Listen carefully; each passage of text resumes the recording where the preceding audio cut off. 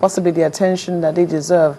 In fact, from what we gather, that curfew was already being relaxed in Damaturu because they felt that it has stabilized to some extent. Would you advise heightening of security awareness or presence in it in schools, because it's going to be a little dicey for security operatives? Well, these are some of the problems, because if you are really trained in security and that's your job, you don't do any other thing except that one. Then it beats everybody's imagination why, after the earlier attack on the school, not only that, primary schools were attacked before and set on fire, whether the children were there or not. So schools should not have been abandoned to their fate. And when you have an easy sub-target, as you mentioned, like a boarding school, it's a normal boarding school. The minimum you could have got was at least there's one checkpoint near it. Even if you are not guarding the whole premises, at least there will be something. But I know, the security people in that corner of the country are very scared of themselves because they are number one targets. So ordinary security, just 2-3 policemen or 2-3 soldiers, they are not enough target. And none of them even learn the tricks. The DPO, the divisional police officer, learned in one local government in Kano called Munjibur.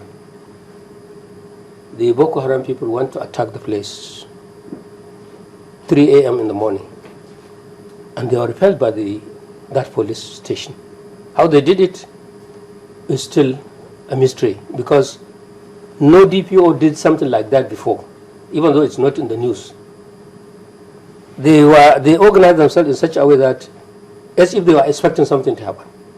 So one would have expected that every security agent in the northeast of Nigeria and even other parts of Nigeria, because the attack can take place anywhere, should be on the alert, not to behave as if nothing is happening. You are behind the counter, you are chatting among yourselves, the gun is somewhere. Well, these people learn all these things and take the weakest link you have and deal with you. So you don't really expect this thing to happen, but it is happening. Well, now the schools have been shut down, as a measure. Well, the governor announced the closure of the schools yesterday, so from today all schools in Yobe, and I think I will advise Bonu also to do the same. Unfortunately, we don't want our schools to be closed down, because that means the detractors are winning. But life cannot be replicated. You have to save the children. You have to save education. And if that's the only way out for now, we have to do that. And this idea of either relaxing curfew or not relaxing curfew, the security agents should do their job properly and know exactly when to call it quits. It's not enough just because you hear some silence here. Because even if you have children in your house, the normal thing is to hear them shouting, dancing, and you shouting them to stop it, and so on and so on. The day you enter your house and you have children and you hear quiet, that means there's something wrong. Either they are sleeping, or they are not there, or they are doing some mischief somewhere in one corner of the house, which they don't want mom and dad to know. So it is a grave silence. You don't just take it for granted just because they lie low. They are planning their strategy. They have a strategy. It looks like the agents don't have any strategy.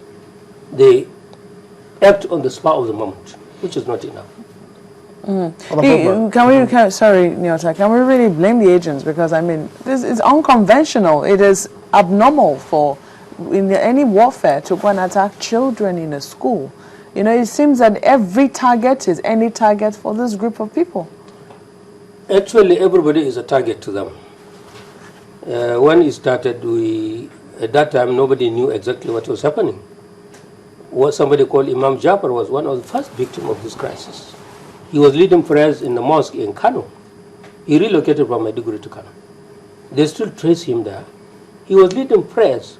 That is unheard of in Islam. No Muslim will ever do that. But the man was shot. And since that time, such attacks have taken place. How do you explain attacking Shehu of Borno coming out of Friday's prayer? near his palace. So everybody really is a target. Anybody who is not one of their own is a target, is an enemy. So do you think that, because time and again we see lots of political stories, different groups meeting, talking about 2015, shouldn't this security challenge take topmost in their agenda rather than them strategizing for 2015 and lives have been lost here? Well, you know, Nigeria is a wonderful country. We always have our priorities upside down. And it is this self-ambition of individuals which always derail our march to progress. People are thinking themselves. The average Nigerian politician loves himself more than he loves anybody else. So they don't have time to love the people, and they think it is the duty of the people to do their bidding. When they are candidates, then what by hook or by crook, or is it do or die they call it, they will be in public office. And public office in Nigeria has its attractions, because you are going to be on top of public wealth, and you are going to dispense it according to your choice. And you leave the other people, the downtrodden, and unmanned, and educated, and no health, nothing. It doesn't mean, your conscience doesn't mean anything, it doesn't prick you. So that's why they are talking about succession. They are not talking of the job itself. The average Nigerian politician wants to get into public office, not because of what he's going to add value to anything. Now, let's leave the politicians out and look at the role of the elders, the fathers of the land. I mean, we've had meetings where elders come in to settle rifts between different individuals. Yes. What have the elders, the northern elders, northeast, north, what have they done to help stem the tide of insecurity up? Well, when you leave some jobs undone, as they say, it is when a wall cracks, lizard finds a way. With urbanization and pauperization since the days of structural adjustment program, people are just minding their own business. Parents, not just in the north, anywhere else in Nigeria, have abdicated their responsibility. The children are taking care of themselves. Therefore, with all this foreign invasion of our cultures in our city rooms, we are being mesmerized by other civilizations. And therefore, the children no longer listen to their elders. It's not the fault of the children. Probably the elders themselves are not doing the right thing. Therefore, it's not enough for the elders, or even if they talk, who listen to them anymore. Otherwise, if they are being listened to, why should they target Emir Okano? Why should they target other people? So you can understand the kind of the break, the kind of disconnect between the elders and the youth. Now, most of the people doing all this are youth. And these youths have already forsaken this, the country has forsaken them. They don't see any future. They don't know where their next meal is coming from. If they went to school, they cannot get jobs. The situation has gone so bad in Nigeria today. You want to join the army, you want to join the police, you have to know somebody. How many youth outside there will tell you they were asked to bring a letter of introduction from a senator before they can get a job in any government agency. If you want to join the army, you must, when somebody in uniform must give you a letter of introduction. This idea of merit, you are given objective test, you scale that one, you go for interview, you go to the routine things in a civilized manner, they have gone. So if you find yourself in that position, you have finished school, you have no job, and so on and so on, so devil will take over. Well, we can't resist going back to these politicians because they're also making comments about what they think should be done. In this case, Zamfara. There, the governor has this plan to arm vigilante groups there, and it's generating a lot of controversy across the country. Do you think it should even be considered, arming vigilante? Well, I think there is a problem there. The problem is not arming vigilante, which is the problem. The problem is, some months ago, a lot of commentators were complaining about the giant defense budget, or federal government budget of 2013. But you wonder what does this budget impact on police performance? Because all the 36 governors, all 774 local government chairmen contribute to the police as you see them. I think apart from the police uniform, all those Hilux vehicles, all those jeeps you see police using were donated by state governors and local government chairmen. Some companies also make donation. All the banks donate those billion bonds you are seeing that don't belong to the police. Having said that, all the governors I know have also imported arms. The AK-47 and other weapons you are seeing for the police were donation from state governments. But you don't hear that one. That one is not covered on camera. I mean by cameraman and television stations and radio, because for security reasons. What you see is the Inspector General of Police collecting vehicles, shaking hands with a governor. But the weapons, the bullets and the guns imported on their behalf by the governors, that one doesn't come into public domain. But if the governors are doing this, then one of the governors thinks that he can now divide it to another, to the third party. The vigilantes. Because the simple reason that if you are in a position of governor of Zamfara, you will feel really frustrated, and think that this self-help will answer your problem. For the simple reason that you have southern and western Zamfara, which has a border with Kaduna State, and Kebbi State is a very big landlocked area and very big forest, kind of savanna forest with a lot of even wild animals and so on. Therefore, some criminals find that place as their hideout. And anytime they like, they strike in either Benungwari in Kaduna State or in Bilbil or in all those places in southern Zamfara. And one police action, one police promise or the other did not yield any result. And the police themselves are scared to go there. Wow. So if vigilantes mobilize themselves to safeguard their small villages, and the marauders come in the night and massacre all those people for being vigilante, then the only superior difference is the attackers are armed. The local vigilantes don't have arms. So that's probably what dictated the governor's thinking.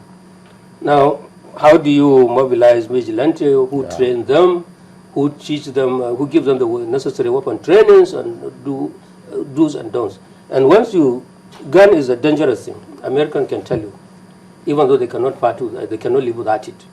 Once you make a gun available, gun has a funny way of getting a job for itself. What do you think should be done in this case now? Because since the governor has thought about this, it means that he may have slept over it before even voicing out, because it shows there that there's some sort of frustration he's got with the performance of the police. Well, I think in the meantime, I don't think there's any arrangement for any civilian to arm another bunch of civilians. If you are talking of anybody in government uniform recognized by a government agency, whether it is civil defense corps or police and so on, it is understandable. But vigilante, there's no regulation about it at the moment. And therefore, it will amount to, first of all, if you arm the vigilantes, what will happen later? How can you control the movement of those arms? What happens if they use it for self-help later? Because that's really what we have to learn a lesson from Niger Delta. What is happening in Niger Delta is the earlier part of it was that the arms came from the powers that be. But then later they know how to use it, and of course they use it now on anybody else who is not supposed to be even a victim. So Zamfara cannot be a different place. The governors or the government itself have to take a look. How can you make police more effective? Because this is a vote of no confidence on the police. If police in Zamfara and police everywhere else will be more alert to their duty and give them the necessary training. For example, if there is this idea, this problem of in Benungwari in Kaduna and southern Zamfara, how come there will not be a police helicopter? Immediately an attack takes place, a police helicopter takes off. They will see the attackers trying to escape. How do you, for example, somewhere in Abuja area, a family friend had a farm was about 100 cattle. They came and drove those cattle in the night. Actually, it was serious policing. You can easily take off, and you see those people driving the cattle and do whatever you have to do. But how many helicopters do the police have? Well, that's the problem. So where is the money? Where is the budget, the so-called defense budget? Where is it going? Because it looks like it's all going for overheads. It's all current expenditure. Maybe even what was the little that was put for capital, of course, is not taking care of their barracks. It's not taking care of their uniform. They buy their uniform. So what else? Oh. That's the problem. All right, well, we'll have to let it go here. Thank you very much indeed for coming in. Alhaji Mahmoud Othman is a public affairs